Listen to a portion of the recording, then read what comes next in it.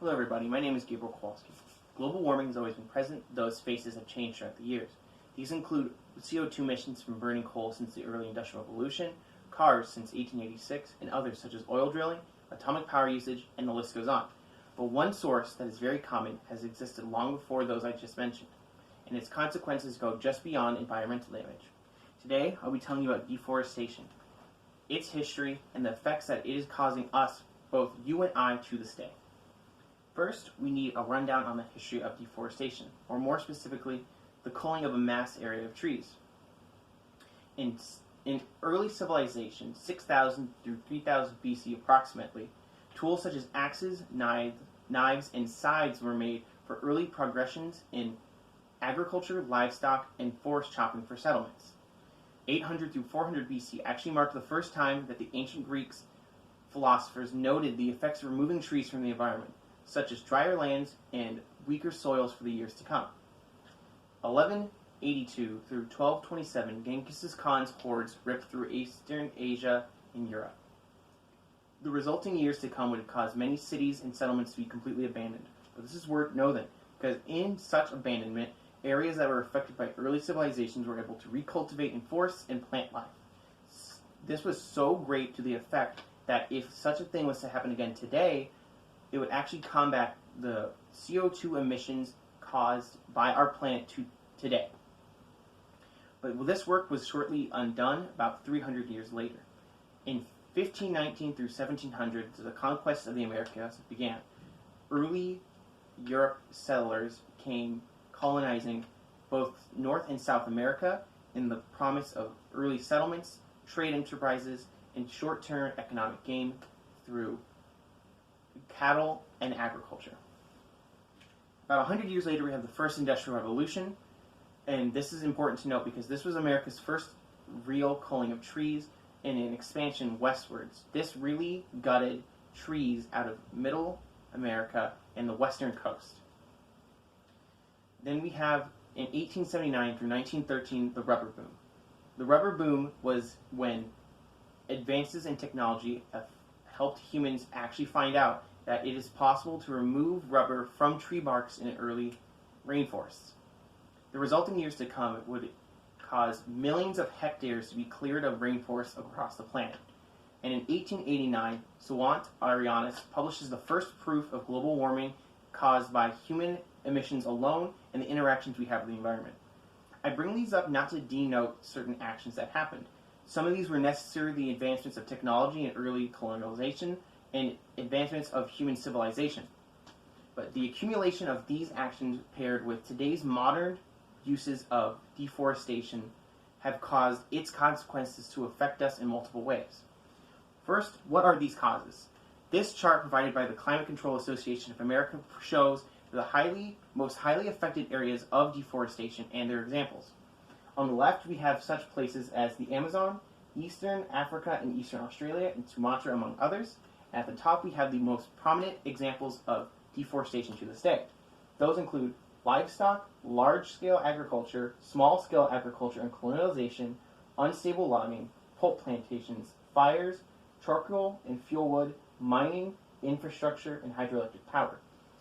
With the squares in dark green, we can see that these are the primary causes of deforestation in the areas, with the levels going lower between light green, yellow, and white, respectively. Now, to see that a spot is blank on here doesn't necessarily mean that these actions aren't happening in these areas, just that they're less palpable as the other areas affected in the darker shades. Now, what do these causes cause us? Well, we can break these down to three specific examples, that being the environmental, the economic, and the health issues.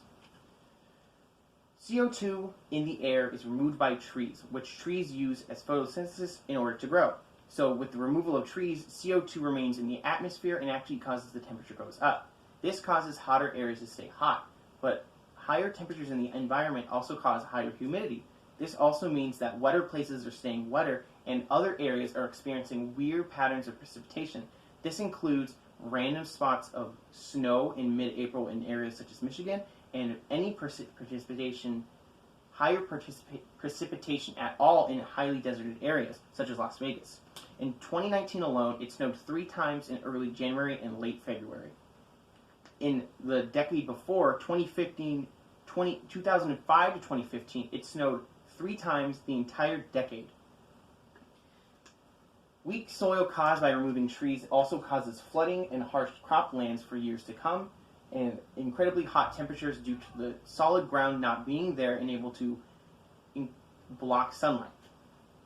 Trees are also a major cause in lowering the temperature of areas due to the fact that trees in highly forested areas actually block a lot of the sunlight that comes in through the sun. The resulting removal of trees and environmental damage also affects habitats. Though not a man-made cause, the Australian wildfires last year were devastating to the environment. They affected 648 individual species of animals in Australia, resulting in about 1 billion animals being affected. Next, we have the economic reasons. And the real cause of this is due to short-term investments being more provocative than long-term investments. Ranchers, farmers, and loggers use techniques that clear lands for a quick buck in the season, but this horribly degrades the quality of the lands for futures to come.